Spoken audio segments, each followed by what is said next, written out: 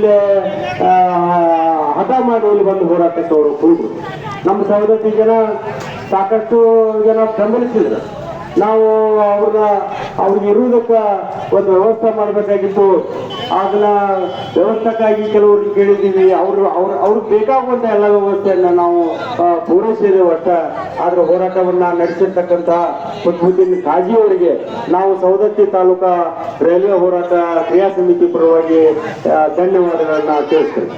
ಇವತ್ತು ಈ ಯಶಸ್ವಿ ಹೋರಾಟಕ್ಕೆ ಇವ್ರ ಜೊತೆಯಾಗಿ ನಮ್ಮ ರೈತ ಹೋರಾಟಗಾರರು ಮುಧೋಳ ತಾಲೂಕಿನ ಸುಭಾಸಣ್ಣ ಸುರಬೂರ್ ಅವರು, ಅಲ್ಲೇ ಮುಧೋಳ ತಾಲೂಕಿನ ಒಂದು ಹಳ್ಳಿಯವರು ರೈತ ಸಂಘದ ಅಧ್ಯಕ್ಷರು, ದೊಡ್ಡ ಪ್ರಮಾಣದ ಗುರುಲಾಪುರದವಾಗ ಹೋರಾಟ ನಡೆಸುವಂತವರು ಅಂತ ನೇತೃತ್ವ ದೊಡ್ಡ ರೈತರ ಹೋರಾಟಕ್ಕೆ ನೇತೃತ್ವ ಕೊಟ್ಟವರು ಅವರು. ಇವ್ರ ಜೊತೆ ಅನುಮನ ಧನದಿಂದ ಸಂಪೂರ್ಣವಾಗಿ ನಮ್ಮ ಜೊತೆಯಿಂದ ಸಹಕರಿಸಿದರು. ಆಮೇಲೆ ಮೊದಲನೇ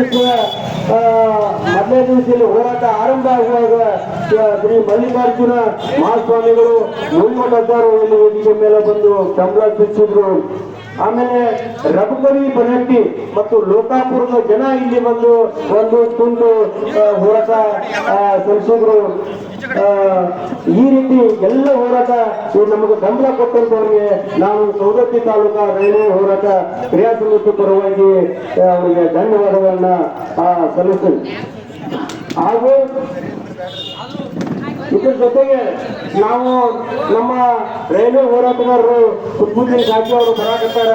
ಅವ್ರ ಹೋರಾಟ ಅದೇನು 9 ದಿವಸ ನಡೀತಿತ್ತು, 10 ದಿವಸ ನಡೀತಿತ್ತು, 4 ದಿವಸಕ್ಕೆ ಮುಗಿತಿತ್ತು ಗೊತ್ತಿಲ್ಲ. ಒಂದೊಂದು ಕಡೆ ಅವರು ಒಂದೊಂದು ತಿಂಗಳ ಹೋರಾಟ ಮಾಡ್ಯಾರ. ಅವ್ರಿಗೊಂದು ವ್ಯವಸ್ಥೆ ಬೇಕು ಅಂತ ತಿಳ್ಕೊಂಡ ನಮ್ಮ ಊರಿನ ಗಣ್ಯರಾದ ಚಂದ್ರು ಶಾಮರಾಜ್ ಅವರನ್ನ ನಾವು ಕೇಳ್ಕೊಂಡಿವಿ. ಅವ್ರಿಗೊಂದು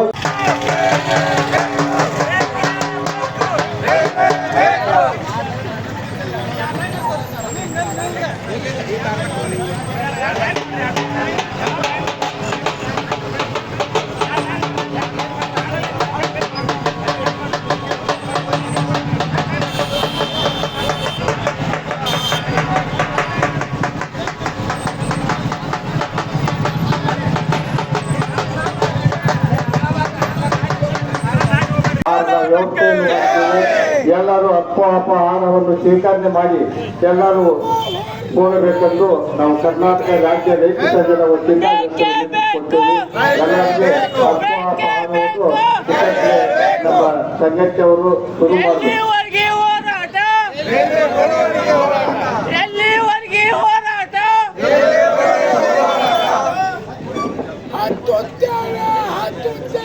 ರೈಲನ್ನು ಹತ್ತುತ್ತೇವೆ, ರೈಲನ್ನು ಹತ್ತುತ್ತೇವೆ.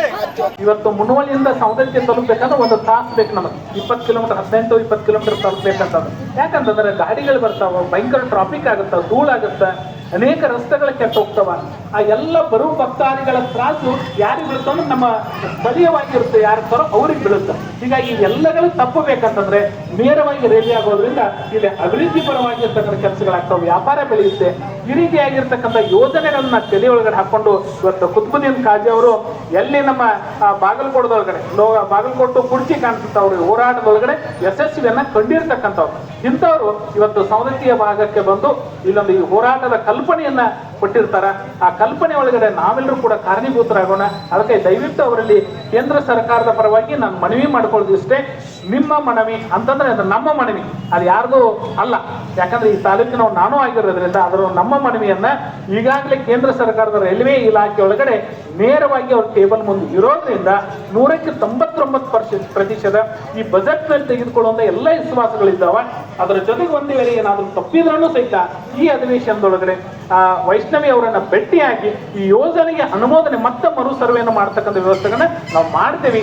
ನಮ್ಮ ಮೇಲೆ ಆ ನಂಬಿಕೆಯನ್ನು ಇಟ್ಕೊಂಡು, ನಮ್ಮ ಭಾಗದ ಸಂಸದರ ಮೇಲೆ ನಂಬಿಕೆಯನ್ನು ಇಟ್ಕೊಂಡು ಇದನ್ನು ತಾವು ಈ ಒಂದು ಹೋರಾಟವನ್ನ ಇಲ್ಲಿಗೆ ಮುಗಿಸಿ, ಅಂದ್ರೆ ವೇದಿಕೆ ಹೋರಾಟವನ್ನು ಮುಗಿಸಿ ಸತತವಾಗಿ ಹೋರಾಟವನ್ನ ಮಾಡಿದ್ರೆ ಮಾತ್ರ ಇದು ಯಶಸ್ವಿ ಆಗ್ಲಿಕ್ಕೆ ಸಾಧ್ಯ.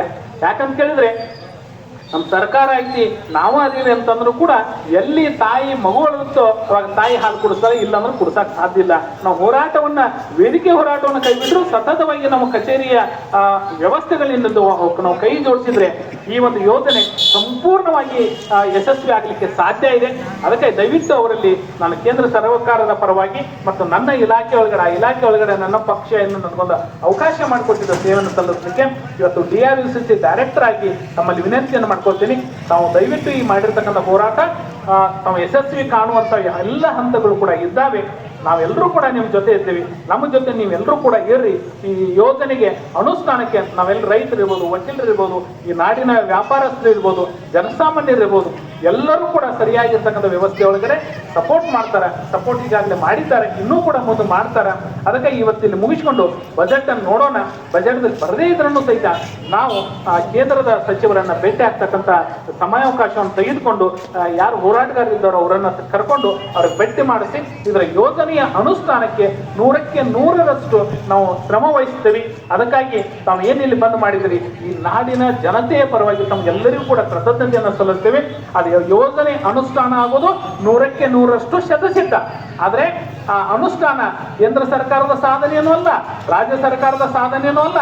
ಅದು ಏನಾದ್ರೂ ಸಾಧನೆ ಅದರ ಸಲ್ಲಬೇಕಾಗಿತ್ತು ಅಂದ್ರೆ ಈ ಹೋರಾಟದೊಳಗಡೆ ಪಾಲ್ಗೊಂಡಿರ್ತಕ್ಕಂಥ ಹೋರಾಟಗಾರರಿಗೆ ಆ ಸಾಧನೆ ಅನುಷ್ಠಾನದ ಸಾಧನೆ ಸಲ್ಲುತ್ತೆ ಅಂತಕ್ಕಂಥ ಮಾತನ್ನ ಈ ಸಂದರ್ಭದಲ್ಲಿ ಹೇಳ್ತಾ ದಯವಿಟ್ಟು ಈ ಒಂದು ಏನು ಈ 9 ದಿನಗಳು ಏನು ತಾವು ಹೋರಾಟ ಮಾಡಿದ್ದೀರಿ ಈಗ ನಮ್ಮ ಅಣ್ಣ ಕುಂದರ್ ಸರ ಇಲ್ಲಿ ಈಗ ಬರೋ ಈಗ ಐತಿ ಮಜಾ ಅದು. ನಮ್ಮ ಅಣ್ಣ ಪರಶುರಾಮ ಅವ್ರು ಬಂದಾರ, ಅವ್ರು ಕುಂದರ್ಸೋಗ್ಯಾರ. ಈಗ ನಮ್ಮ ಅಣ್ಣವರ ಆದೇಶದ ಮೇಲೆಗೆ ಇಲ್ಲಿ ಪಾಂಡವರು ಬಂದಾರ. ಪಾಂಡವರು ಬಂದಿದ್ದ ನನಗೆ ಆಶ್ಚರ್ಯ ಆಗಿತ್ತು. ಯಾಕಂದ್ರೆ ನಮ್ಮ ಅಣ್ಣವ್ರು ಹೇಳಿದ್ರೆ ನಾ ಹೋಗ್ತಿದ್ದೆ, ಆದ್ರೆ ನಾ ಬಹಳ ಜಿಗಿತದಿನ ಅಂತ ಗೊತ್ತು ನಮ್ಮ ಪರಶುರಾಮ ಅಣ್ಣವ್ರಿಗೆ. ಅದಕ್ಕೆ ಅವ್ರು ಕರ್ಕೊಂಡ್ ಬಂದಿರ್ಬೇಕು. ಅದ್ರ ಏನೈತಿ ಉದ್ದೇಶ ಸಾಹೇಬ್ರ ಹಿಂಗೆ ಹೇಳ್ಯಾರ, ನಿಮ್ದು ಏನು ಅಭಿಪ್ರಾಯ ಸ್ವಲ್ಪ ತಿಳಿಸ್ಬೇಕಂತ ಹೇಳಿ ಪರಶುರಾಮ ಅಣ್ಣವ್ರಿಗೆ ನಾನು ಹೇಳ್ತೀನಿ. ಅವ್ರ ತಮ್ಮ ನಾನು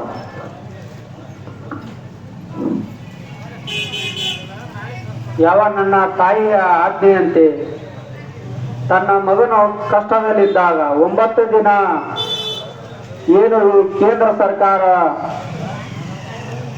ಫಸ್ಟಿಗೆ ಬಜೆಟ್ನಲ್ಲಿ ಅದು ಮಂಡನೆ ಮಾಡಬೇಕಿತ್ತು, ಅದು ಕೈ ಬಿಟ್ಟಾಗ ಈ ಸಲ ಇಲ್ಲ ತಾಯಿ ಇದು ಆಗೋದಿಲ್ಲ, ನಾನು 9 ದಿನ ಕುಂದಿರ್ತೀನಿ ಅಂತ ಹೇಳಿ ತಾಯಿಗೆ ವಚನ ಕೊಟ್ಟು ಬಂದಂತ ನನ್ನ ತಮ್ಮನನ್ನು ಈ ತಾಯಿ ಆಜ್ಞೆ ಅಂತ ಇಲ್ಲ ಸರ್ಕಾರಗಳು ಯಾವ ದುಷ್ಟ ಶಕ್ತಿಗಳು ನಿಲ್ಲಿಸಿದ್ರು ಇದು ನಿಲ್ಲುವುದಿಲ್ಲ, ಇದು ಆಗ್ತೈತಿ, ನಿನ್ನ ತಮ್ಮನನ್ನು ಕರೆದುಕೊಂಡು ಬಾಯೊಂದು ಆದೇಶ ನೀಡಿದಾಗ ಆಗ ನನ್ನ ತಮ್ಮ ಹೇಳಿದ್ರೆ ಕೇಳುವುದಿಲ್ಲ, ನಾನು ಪಂಚ ಪಾಂಡವರನ್ನು ಸಮೇತ ನಾನು ಓದು ನನ್ನ ತಮ್ಮನನ್ನು ಈ ಹೋರಾಟದಿಂದ ಕೈ ಬಿಡಲೆಂದು ನಾವೆಲ್ಲರೂ ಬಂದಿರ್ತೇವೆ. ಪಂಚ ಪಾಂಡವರೇ ಹೇಳಲ್ಲ, ಇವರು ಸುಳ್ಳು ಹೇಳ್ತಾರ. ಅಧಿಕಾರಿಗಳು ರೈಲ್ವೆದವರು ಯಾವಾಗಲೂ ಖರೆ ಹೇಳಂಗಿಲ್ಲ, ನಾವು ಹೋಗಂಗಿಲ್ಲ. ನಮ್ಮ ತಾಯಿಗೆ ರೈಲ್ವೆ ಬರಿವರೆಗೂ ನಿರಂತರ ಹೆಣ ಹೋದ್ರು ನಾ ಇಲ್ಲಿಂದ ಹೇಳಂಗಿಲ್ಲ. ಯಾವುದು ಆಗಾಗಿಲ್ಲ ಅಂತಕ್ಕಂಥದ್ದಲ್ಲ, ಆಗುವ ಯಾವ ಕೆಲಸ ಮಾಡುವ ಅಧಿಕಾರಿಗಳ ಬೆನ್ನಿಗೆ ನಾವು ಇರ್ತೇವೆ, ಕೆಲಸವನ್ನು ನಾವು ಮಾಡ್ತೇವೆ. ನಿನ್ನ ಕೆಲಸ ಇವತ್ತಿಗೆ ಮುಗಿತೇವೆ. ಎದ್ದೇಳು ಭೀಮ ಸೋಮ, ಎದ್ದೇಳಿಸಿ ಸೋಮ ಭೀಮ. ಇದೇ ನನ್ನ ಆದೇಶ, ಈ ಪರಶುರಾಮನೇ ಆದೇಶ ಇರುವಾಗ ನಿನ್ಯಾವ ಆದೇಶ ನನಗೆ ಲೆಕ್ಕಕ್ಕಿಲ್ಲ. ಎದ್ದೇಳು ಭೀಮ, ಹೊತ್ತುಕೊಂಡು ಹೋದ ತಾಯಿಯ ಆಜ್ಞೆಯಂತೆ. ಪರಶುರಾಮನೇ ನಿನ್ನ ಆಜ್ಞೆಯಂತೆ ಈ ನನ್ನ ಭಕ್ತನನ್ನು ಈಗಲೇ ಕರೆದುಕೊಂಡು ಹೋಗುತ್ತೇನೆ. ನನಗೆ ಅಪ್ಪನೆಯನ್ನು ಕೊಡುವಂತವನಾಗು. ಎಲ್ಲವೂ ಪಾಂಡವರ ಈ ಮುದ್ದಿನ ಕಾಜೆಗಳನ್ನು ಕರೆದುಕೊಂಡು ಹೋಗೋಣ, ನಡೆಯುವಂತವರಾಗಿರಿ. ಅದೇ ರೀತಿ ಪರಶುರಾಮನನ್ನು ಕರೆದುಕೊಂಡು ಹೋಗೋಣ, ನಡೆಯುವಂತವರಾಗಿರಿ.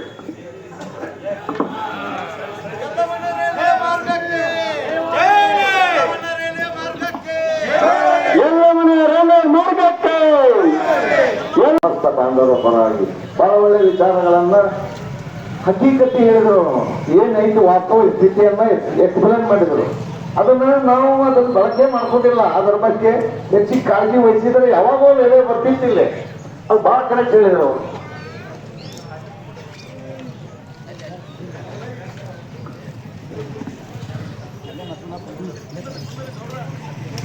ಈ ಭಾಗದ ಆರಾಧ್ಯ ದೈವವಾಗಿರ್ತಕ್ಕಂತಹ ಜಗನ್ಮಾತೆ ರೇಣುಕಾ ಯಲ್ಲಮ್ಮನನ್ನ ಹೃದಯ ಮಂದಿರದಲ್ಲಿ ಸ್ಮರಿಸಿಕೊಳ್ಳುತ್ತಾ, ಈ ಭಾಗದೊಳಗಡೆ ರೈಲ್ವೆ ಆಗ್ಬೇಕಂತ ಹೇಳಿ 2 ದಶಕಗಳಿಂದ ನಡೀತಕ್ಕಂಥ ಈ ಹೋರಾಟಕ್ಕೆ ಬಹಳಷ್ಟು ಪುಷ್ಟಿಯನ್ನ ನೀಡಿ ಇವತ್ತು 9 ದಿನಗಳನ್ನ ಪೂರೈಸಿರ್ತಕ್ಕಂಥ ಕುತ್ಬುದ್ದೀನ್ ಖಾಜಿ ಅವರಲ್ಲಿ ಹಾಗೂ ಇಲ್ಲಿವರೆಗೆ ಮಾತನಾಡಿರ್ತಕ್ಕಂಥ ಸವದತ್ತಿ ಕಂಡಿರ್ತಕ್ಕಂಥ ಅತ್ಯಂತ ಸರಳ ಪ್ರಾಮಾಣಿಕ ದಂಡಾಧಿಕಾರಿಗಳು ಹಾಗೂ ಆತ್ಮೀಯರಾಗಿರ್ತಕ್ಕಂಥ ತಹಶೀಲ್ದಾರ್ ಸಾಹೇಬರಲ್ಲಿ ಹಾಗೂ ನಮ್ಮ ನಿಡುವನಿ ವಕೀಲರವರಲ್ಲಿ ಹಾಗೂ ಮುದೋಳಿಂದ ಬಂದಿರತಕ್ಕಂಥ ರೈತ ದುರೀಣರಲ್ಲಿ ಹಾಗೂ ಎಲ್ಲ ನನ್ನ ರೈತ ಆತ್ಮೀಯ ಬಂಧು ಬಳಗಗಳಲ್ಲಿ ಹಾಗೂ ವೇದಿಕೆ ಮೇಲೆ ಇರತಕ್ಕಂಥ ಎಲ್ಲ ಗಣ್ಯಮಾನ್ಯರಲ್ಲಿ ಮತ್ತು ಈ ಒಂದು ಹೋರಾಟಕ್ಕೆ ತಮ್ಮದೇ ಆಗಿರ್ತಕ್ಕಂಥ ಕೊಡುಗೆಯನ್ನು ನೀಡಿರ್ತಕ್ಕಂಥ ಎಲ್ಲ ಕಲಾವಿದರಲ್ಲಿ ಹಾಗೂ ಪರಶುರಾಮರ ವೇಷದಲ್ಲಿ ಕುಳಿತುಕೊಂಡು